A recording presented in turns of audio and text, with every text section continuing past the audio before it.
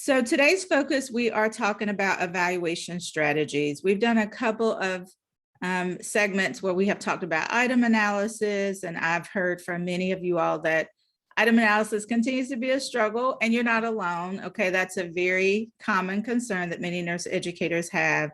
We want to make sure that you are pulling together all the pieces and synthesizing the information in a way that makes sense to you, so that when you see that question on the CNE exam, you will feel confident that you are that you have the knowledge that you need. You may not have the experience, but hopefully you will feel like you have the knowledge that you need to answer the question correctly. So we're going to go over one example, just breaking down that item analysis, the different components. And in previous boot camps, so you can go back and review any of those that we've had before. Now, I think we've been having our boot camps for about a year. So there's probably 12 episodes or so in the boot camp community, and you should be able to go back and look at all those previous episodes that you missed. So that's the great thing about being a part of this community, that you're able to always go back and look at any episodes that you want to just freshen up on, or just clarify any content that we might have went over.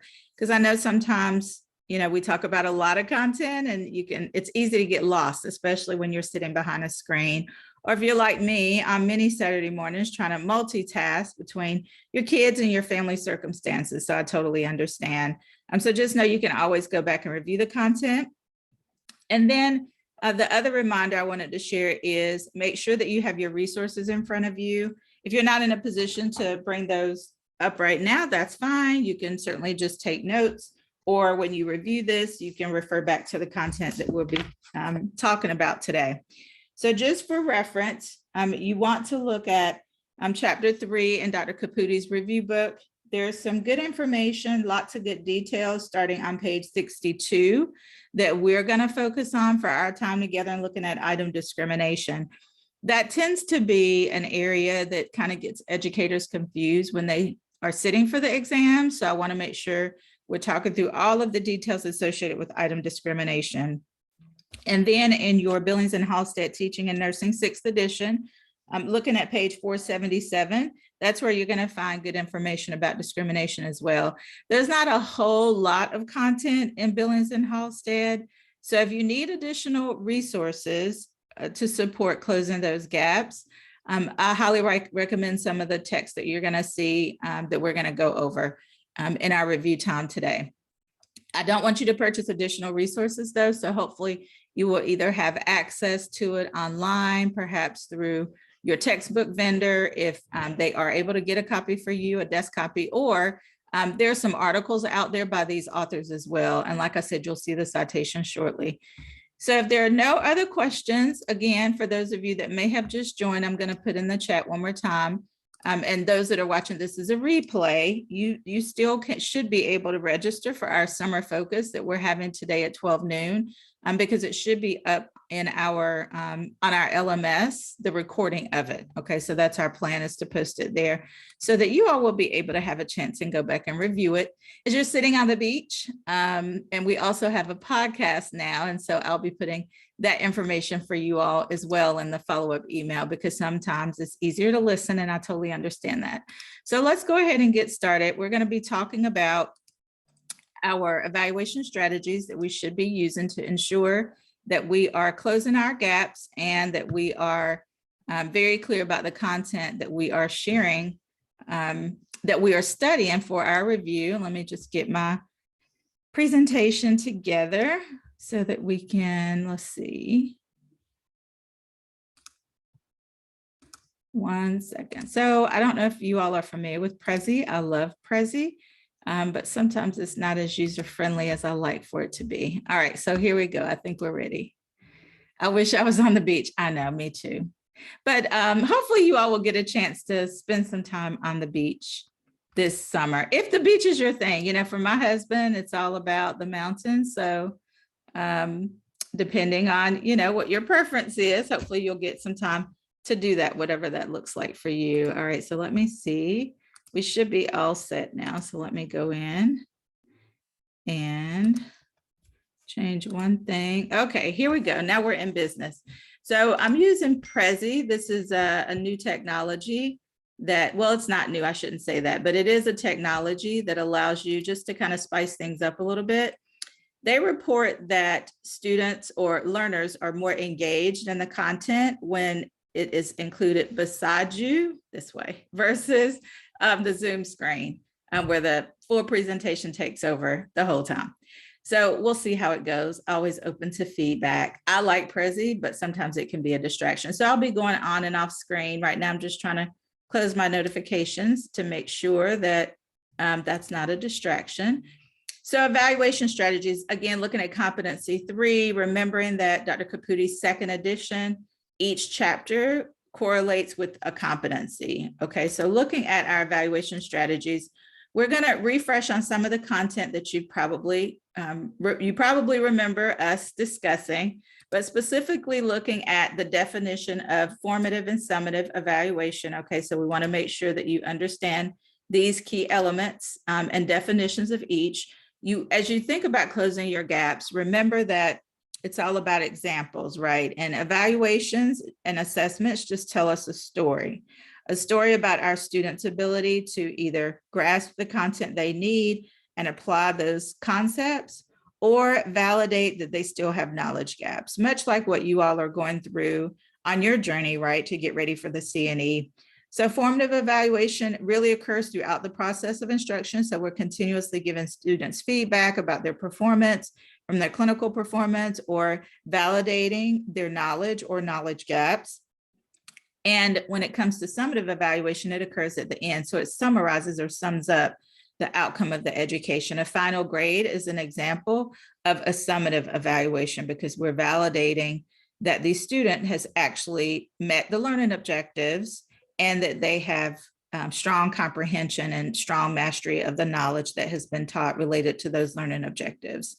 Some examples of formative where we are assessing for learning, right, is going to be quizzes, concept maps, discussions, group work, student feedback. Summative evaluation, where we are is an assessment of learning. So has that learning actually happened? May include those comprehensive final exams, research papers, research projects. And we know the ultimate summative evaluation is the NCLEX, right? Because students have to pass the NCLEX in order for them to practice. Okay, so that was just a little bit of a recap as we think about the differences between summative and formative evaluation, and key examples that you want to be very clear about and understand before you sit for the exam. Okay, we don't want you to miss any of those easy questions on the exam because there'll be plenty of challenging questions for you. Okay, so you want to make sure you're continuing to think about how you read your questions on the CNE exam. It's 150 questions. You'll have 3 hours to complete the exam. There are 20 questions that are unscored. We don't know which ones those are. But you want to just go through the exam. That's what we recommend for the first pass, reading each question, understanding what the question is asking. Okay, so you can think about, as we've just talked about formative and summative, how questions may show up on the exam, asking you, again, thinking about that 3-part question, making a statement about how a student performed on an exam is one example of a question you might see. So if a student has completed a quiz and they didn't score well, the second part of that exam question could be setting you up with a scenario. So it could simply ask, what are some ways you could evaluate the students' learning, that students have strong comprehension of the knowledge? Or it could simply ask you more information about quizzes, okay, and then being part of a formative evaluation. So that's why it's so important to understand some of the examples of the concepts that we're talking about, and also how they're connected to each of the sub-competency areas under competency 3. So make sure you're going back and you're looking at that detailed test blueprint. There are about, let me just take a look really quick and see. I just want to take a look at the actual number of sub-competencies in competency 3. So you want to make sure that you are looking at those as well as you review content for this specific competency under evaluation strategies. We know that NLN tells us that we should incorporate a variety of teaching strategies with our students. That's how we evaluate from a holistic standpoint, that learning, each of the learning domains have been assessed, the psychomotor, of course, the cognitive, and then we also have the affective learning domain. So we want to use evaluation strategies that are going to validate that learning has happened across all learning domains and across all learning preferences. So as we think about the VARC acronym and how students learn differently, we want to validate knowledge through some of those hands-on experiences or the psychomotor for those students that may be more tactile learners. And we also want to ensure that we are evaluating students based on the validation of knowledge, such as a structured exam. Okay, so we tend to talk a lot about exams when we go over competency 3, because we know that tends to be where the larger gap areas are. So when we look at competency 3, if you'll follow along with me in your candidate handbook, we are on page 8. And you see listed here using assessment strategies. And I will, let me switch over so you all can look at we can all look at the same thing together. So I'm going to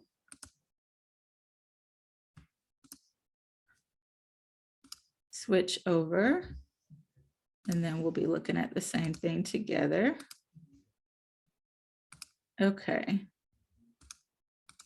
So in your candidate handbook, this is where you're going to see each of these subcompetency areas. So there's about 12 or so listed here. So we've talked about the policies regarding admission progression and graduation. That's pretty standard. And then looking at using the variety of teaching strategies like we talked about, thinking about how we incorporate current research and assessment and evaluation practices. This is all about us having a good understanding of how to assess our students using evidence-based strategies. The next sections, the next couple of components really do tie back to that, making sure we're thinking about our instruments, that we are fully understanding the story that the exams are telling us in any evaluation assessment tool that we're using, making sure we're clear about what those outcomes tell us about all of our students, right? It's not just a focus on our high performance students. We want to focus on all students, because that's how we ensure that we are aligning with our learning objectives and that all students are learning.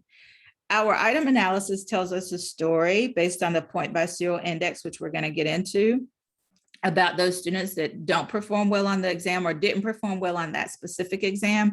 We're able to break down the questions and the answers in a way that tells us whether or not students that performed high on an exam got the question correct, or if students who performed low on the exam got each individual question, that question correct. So we want to do both an item analysis and an exam analysis to get the full story or the full picture about whether or not we have prepared a valid and reliable exam.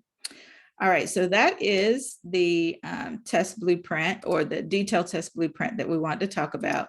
And now let's go back to our content as we dig deeper into item analysis.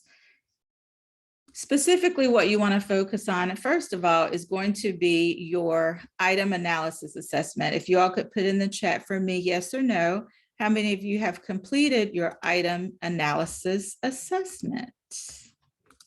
I will share that document. You should see that now. So this is the item analysis assessment where you are going to review the questions. There's about 10. And some of it's matching, obviously, and some of it is just a single answer. But it's just a short exercise for you to determine kind of where you are with your knowledge related to the content in each of these areas. And then what we're going to do is, okay, once or twice, what we're going to do is we're going to talk about some of the findings from this assessment today. And we're actually going to record another session in the future and post it in our LMS, because what we have found is that many of you may have questions about your item analysis assessment, and we want to provide answers in a narrative and active learning type of style. And that's what video recordings do for us, right? They allow us to have that active engagement and connection with our audience. All right, very good. So let's keep going as we talk more about how to close those gaps so that you can ensure that you are going to be successful in answering these questions on the exam.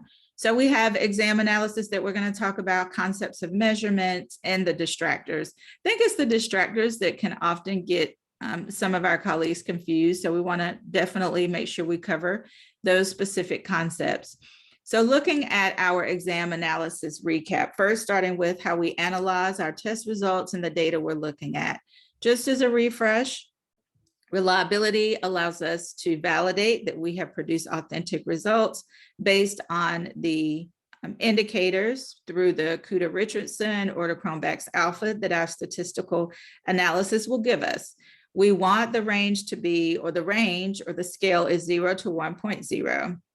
We're looking for an acceptable range of 0.70 or greater. That's going to indicate that 70% of the students answered the question correctly. Okay, so that is what we're looking for. That is what we expect when we think about reliability. And then those basic concepts associated with statistical analyses include the mean, median, and mode. Again, don't take these definitions for granted. We want to ensure that you understand exactly the differences between each of these, knowing that mean is truly just an average. Median divides the scores right in the middle, so 50%, thinking about that bell-shaped curve, fall below or above the median.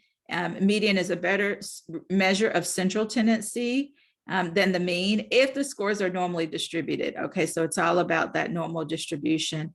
And then mode is the most frequently occurring score in a distribution.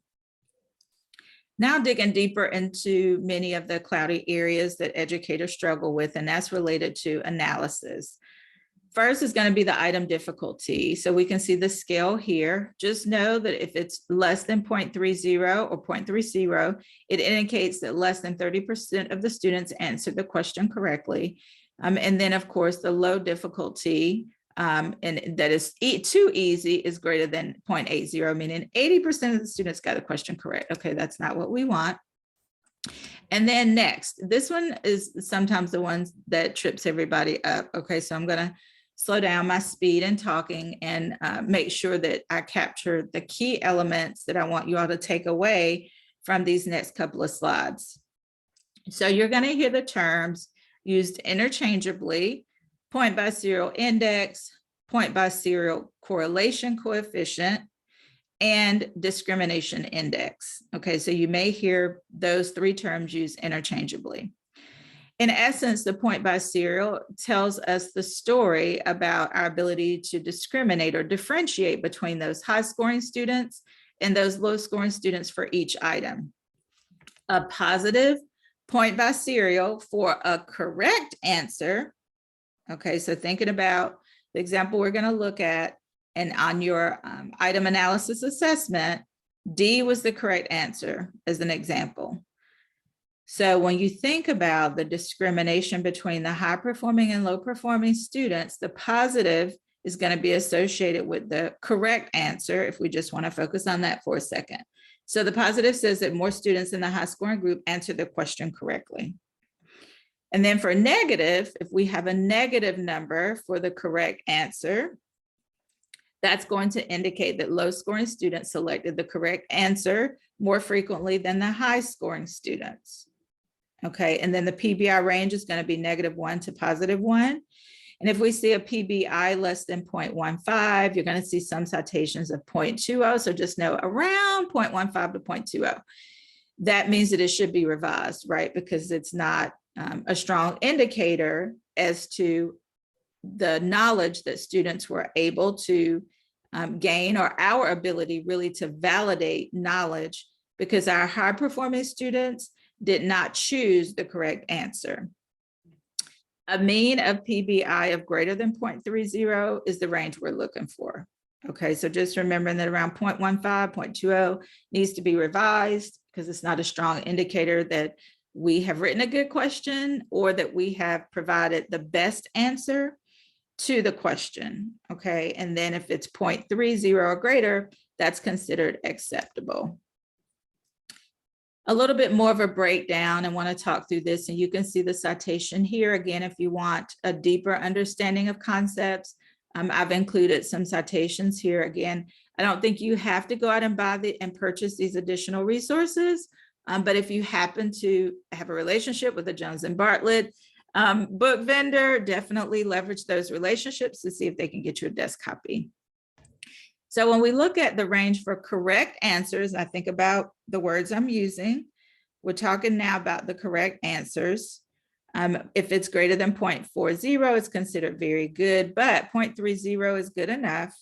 0.20 to 0.29 is marginal. Okay, we may identify problems with the stems or the option with the stem or the options. Okay, that's the story that a PBI of 0.20 to 0.29 tells us. If the range is between 0.10 and 0.19, it's considered weak. Okay, and so we want to revise the STEM as we think about exam revisions that we want to make for the next student group that comes through, and the options. And if it's absolutely less than 0.15, then it should be restructured. And then, of course, if it's 0 to 0.10, it's very weak. We should consider rejecting. Okay, we should consider rejecting that question on the exam because it's not a good question. And then if it's less than 0, it's unacceptable. All right, so that's just a little bit more detailed breakdown about item discrimination and the story that those PBIs are going to tell us for the correct answer. Now let's talk about distractor evaluation. Okay, so stay with me. For distractor discrimination, you may also see this called DI. Okay, so distractor index, or you may also see it referred to as point by serial index. Remember that now we have switched gears and we're talking about, let's just keep it basic, the other 3 answers that are not correct. Okay, so they are defined as those distractors. That is the basis that NLN right now has created the CNE exams. We know that NCLEX is moving in a different direction with next gen, but for purposes of you getting ready for the CNE, they still are only focusing on the 4 options as the correct option. And so for that reason, we are referring to the other 3 options as the distractor, the ones that are incorrect.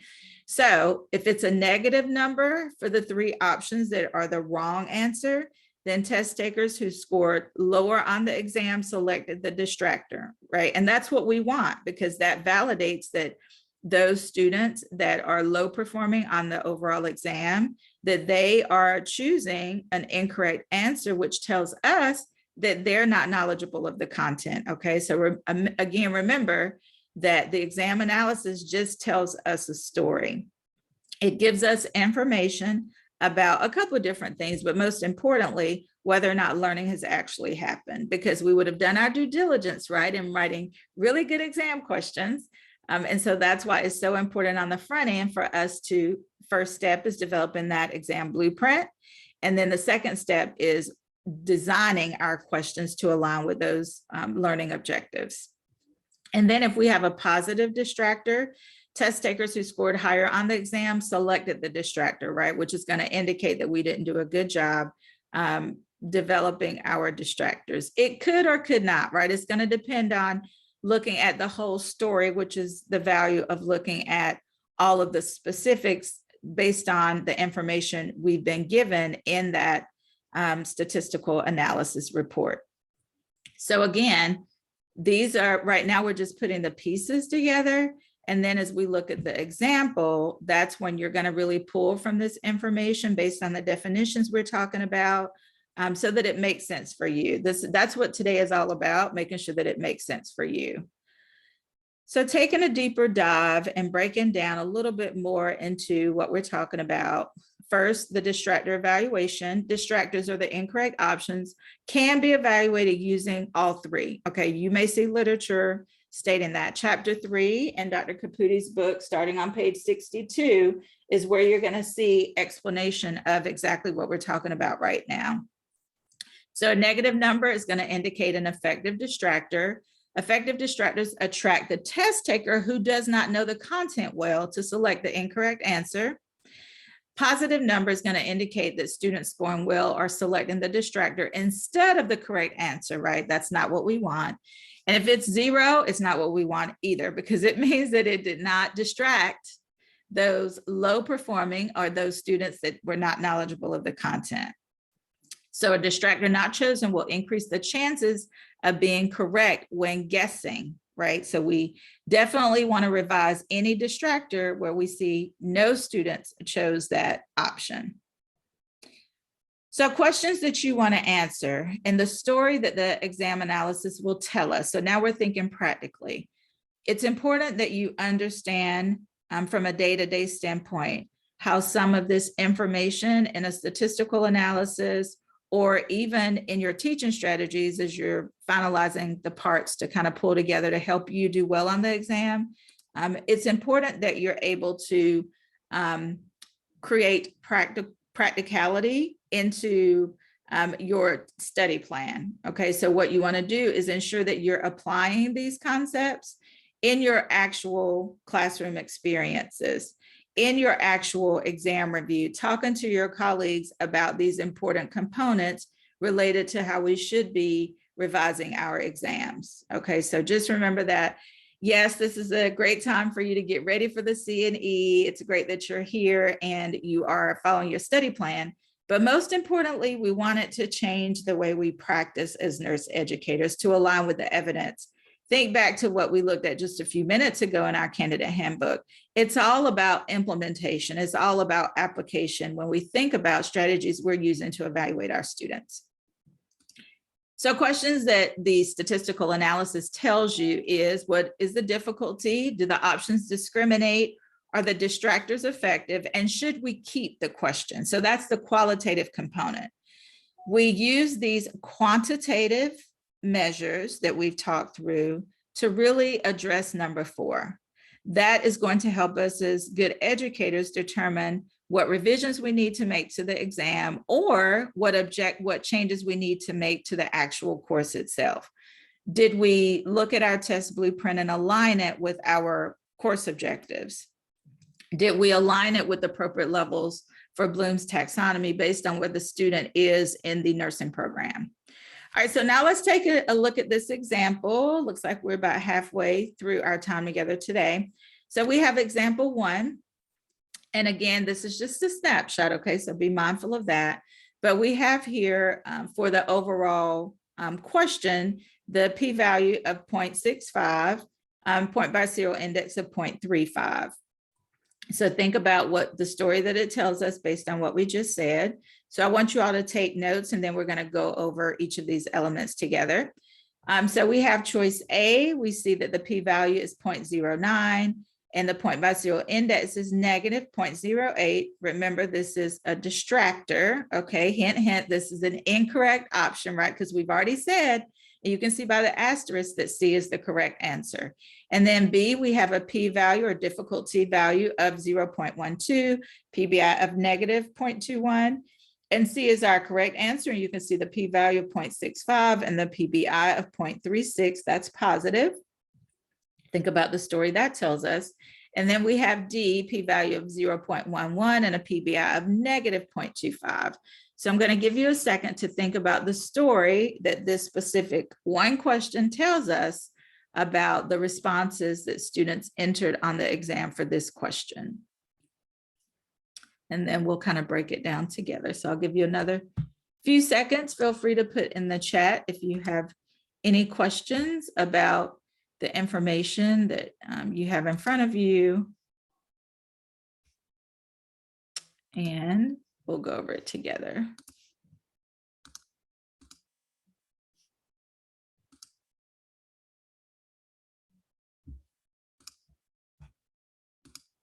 All right, so let's take a look at the best rationale.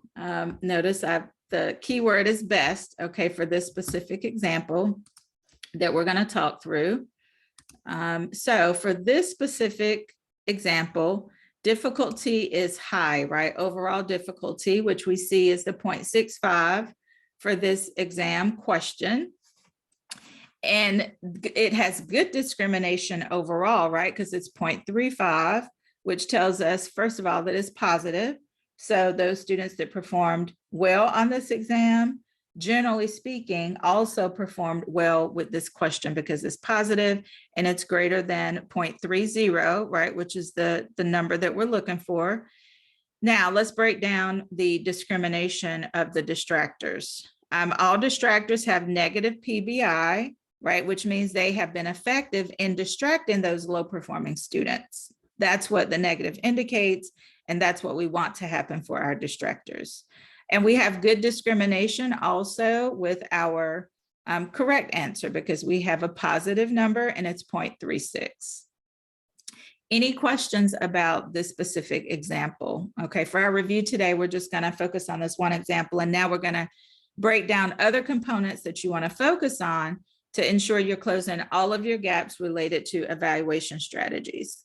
Okay, so if there's no questions, we'll keep going. Now let's talk about a resource that, again, if this is a large gap area for you, I would recommend. This is just an article, and you can, I don't think you can hyperlink, but I think I can put it in the chat for you. I mean, you could just click the hyperlink here. The DOI will take you to this article. This is a really good one by Bristol and Brett. It breaks down the 3 C's, they call them, for test item writing. And some of you may have already been a part of a test writing workshop. I know that there are different organizations that provide those, even boot camps, which I think is a great strategy. And we all have colleagues that love writing exam questions. I love them because that's not my zone of genius. I'm good at critiquing the questions, but not so much writing them. I think it's definitely an art and a science to it. So first, Bristol and Brett talk about content. Okay, so we want to think about, as we develop our exams or our test questions, the content. So what are we assessing on this test? We want to ask ourselves questions such as, were the learning objectives mapped back to the exam questions? Number 2, have we looked at our test blueprint and looked at the level on Bloom's taxonomy? How confident are we that the level of questions, the difficulty of the questions on the exam, are aligned with our students' level of progression in our nursing program? Of course, the literature tells us, and we want to ensure that we are scaffolding our learning and really pushing our students towards that higher level learning. So we do want to include a variety of questions, right? We don't want them to all be too hard or all be too easy. We want a mixture of both. And Dr. Caputi, in item discrimination, the sections that we talked about starting on page 62, primarily pages 62 and 63, you're going to see quite a bit of language about that we want to ensure that there's a mixture of both. And again, I will put the citation for Bristol and Brett in the chat so you all can pull that easily. The next C is going to be clarity and complexity of the test questions. So that's the difficulty that we were talking about, looking at the p-value for each individual question. Sometimes it can be a bit of a challenge though, and that's why you have to look at the full story. Because when you have a difficulty factor that tells you that, you know, it's a low area of difficulty for that specific question, or it's a high level of difficulty, you have to wonder if, first of all, you want to go and see if the reading assignments or the content that we've included related to that exam question, that it maps properly. Okay, so that's number 1. And then number 2, we have to question whether or not our teaching strategy that we use to connect the dots for our students, whether or not it was aligned with the evidence, right? So did we use some other type of innovative teaching strategy to ensure that students were able to integrate some of those formative assessment components to ensure that by the time we look at that summative assessment, that we have done everything we could from a teaching standpoint and facilitation of learning to provide that clarity, right, related to the test questions. So again, it's going to tell us a story. Every data point in that exam analysis is going to tell us a story. And you're probably already thinking about, wow, how long is this going to take for me to do a thorough exam analysis?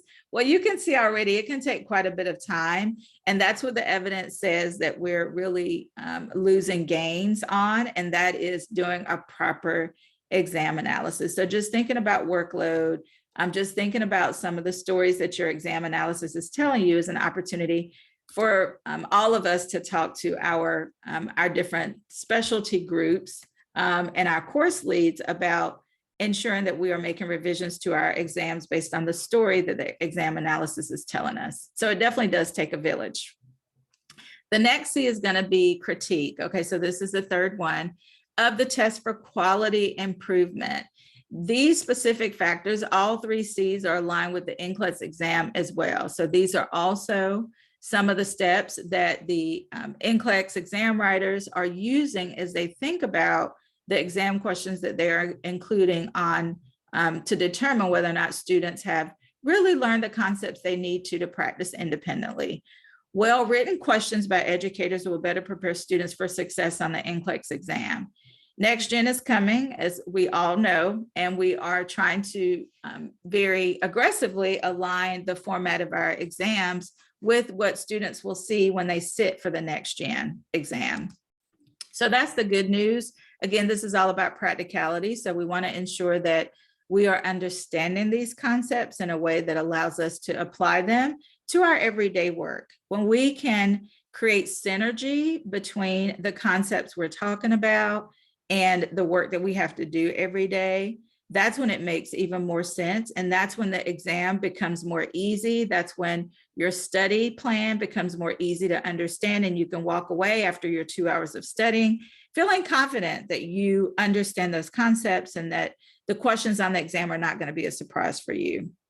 So as we wrap up, the critique is going to include several factors. Okay, some of them we've already talked about, but just to recap, being consistent with the test blueprint. I know for those of you that have been part of the boot camp for a while now, you hear me talk about that a lot because NLN has very strong beliefs about the value of that test blueprint.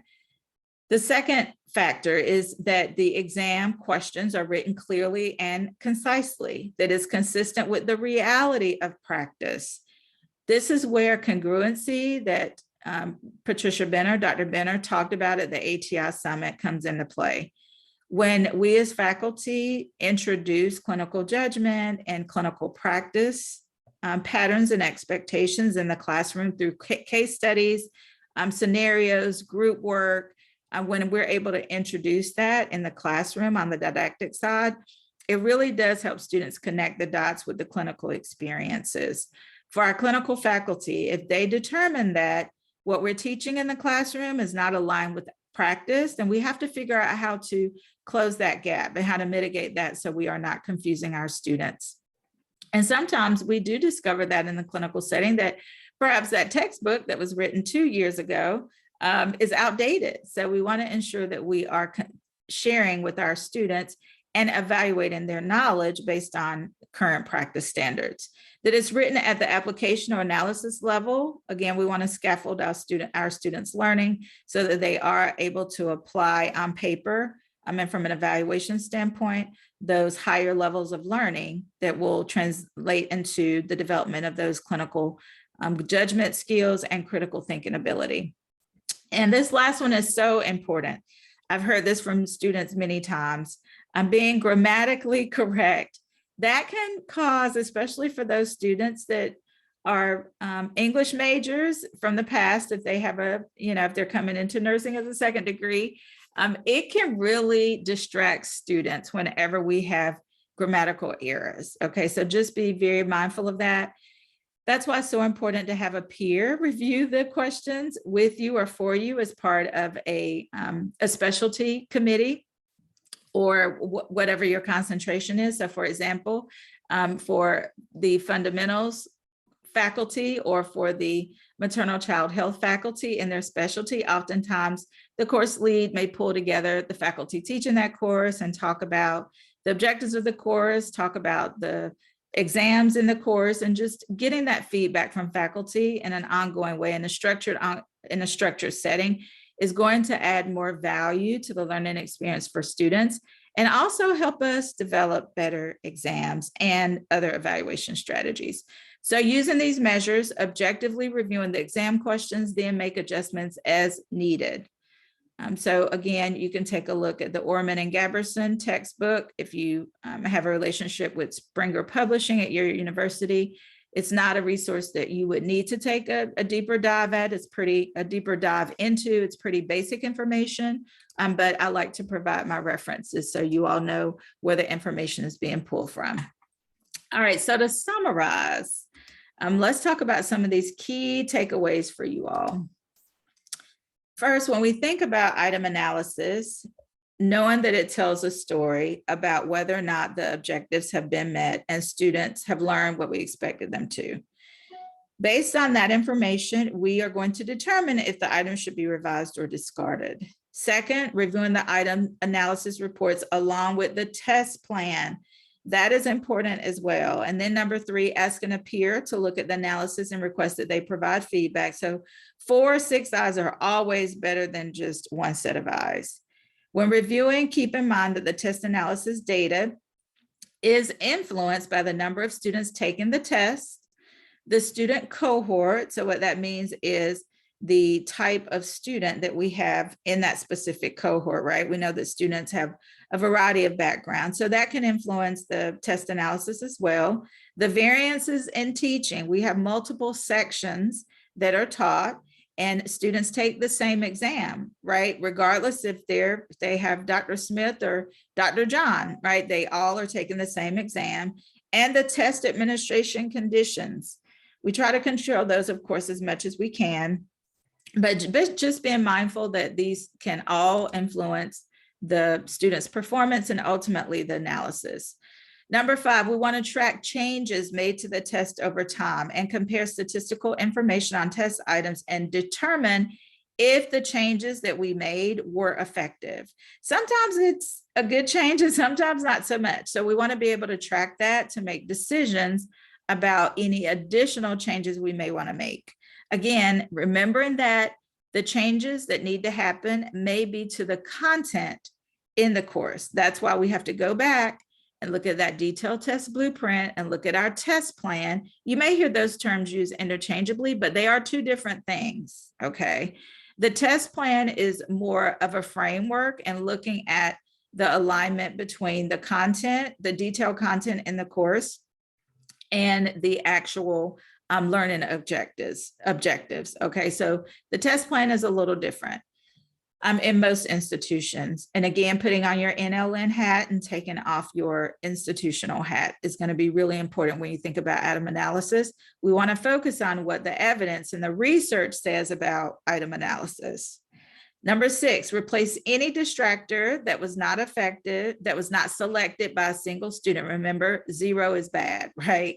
So if we have a distractor with a PBI of 0, we definitely want to replace that because we're not able to distract students, none of the students, the low performing nor the high performing students with that distractor. And then number 7, we want to look closely at any questions where we have half of the class or more that missed it.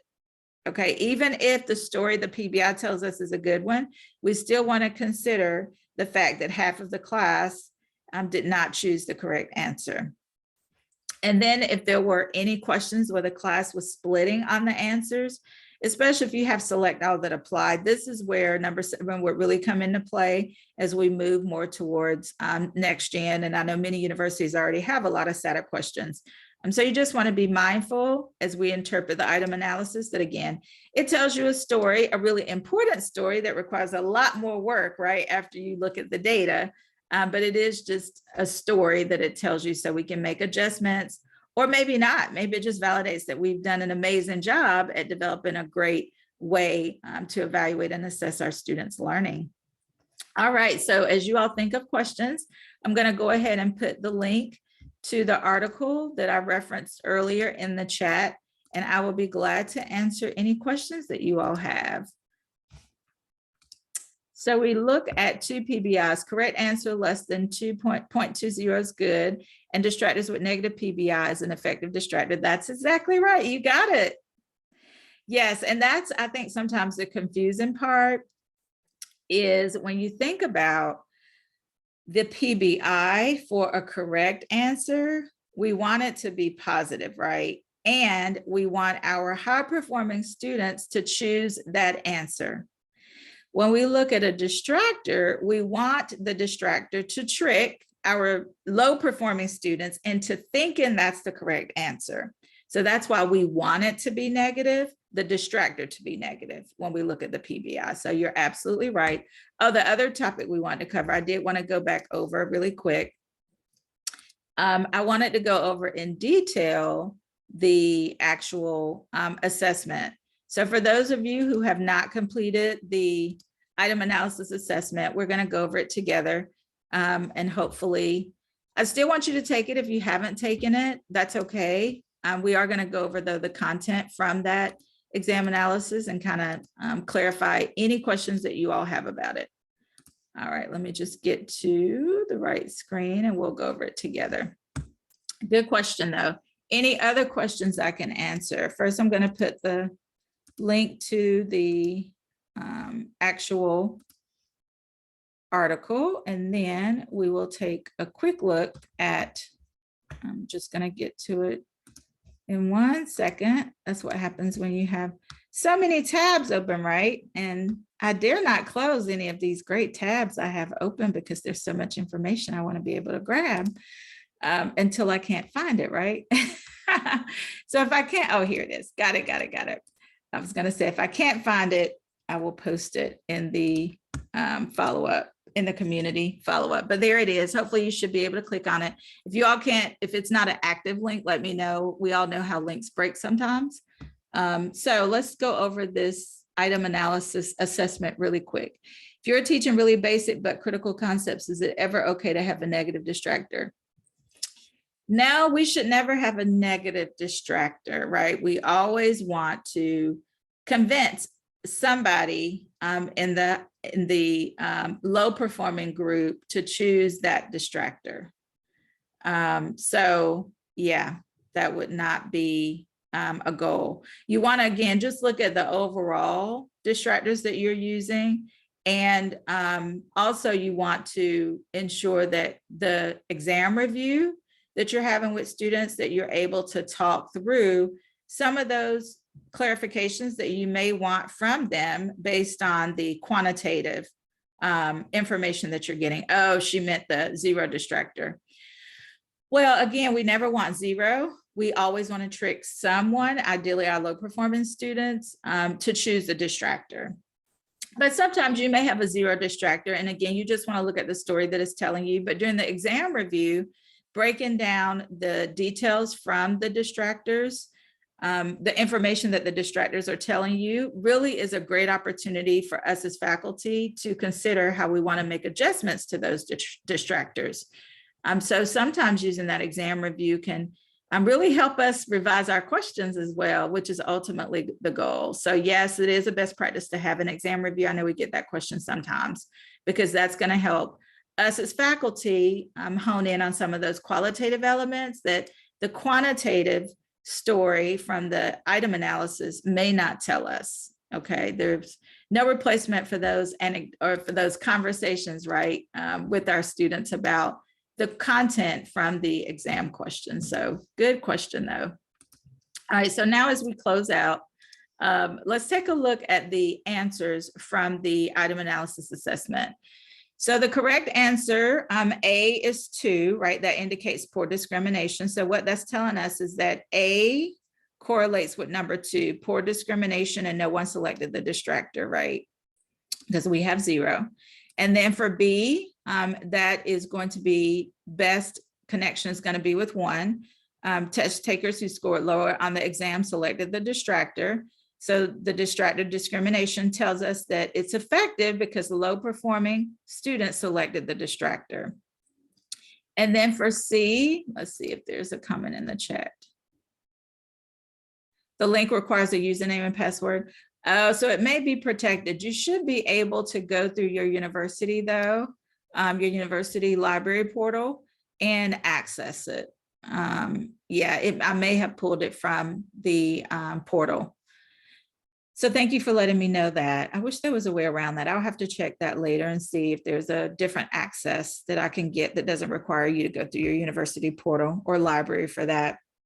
And then D is going to be most aligned with number 3, which says that test takers who score higher on the exam selected the correct answer, right? Which was D.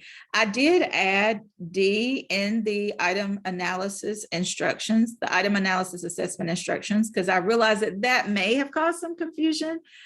It wasn't clear that D was the correct answer. So I did make that update to the assessment for those of you that may have taken it a while ago. And then looking at reliability, just recapping what it tells us and the ranges. And then because that was the answer to the second question, which was reliability is an important measure of exam analysis and indicates And that's going to be the ability of the exam to measure dependable and consistent outcomes. And then the last section, which is really somewhat of a matching. So reliability is 0 to, that should be 1.0, my typo. P-value 0.30 indicates a high level of difficulty, right? Because only 30% of the students would have gotten the question correct. And then a PBI 0.50, high performing students scored well. A discrimination index of negative 0.30 says that low scoring students selected the distractor, which is what we want. And a 0.50 correlation coefficient of 0 means there's no discrimination or no differentiation between the high scoring students and the low scoring students. All right, so those are the answers to the quiz. Any other questions I can answer for you all today? Hopefully this was not too overwhelming for you all. And remember to go back and watch this replay if you have any other questions.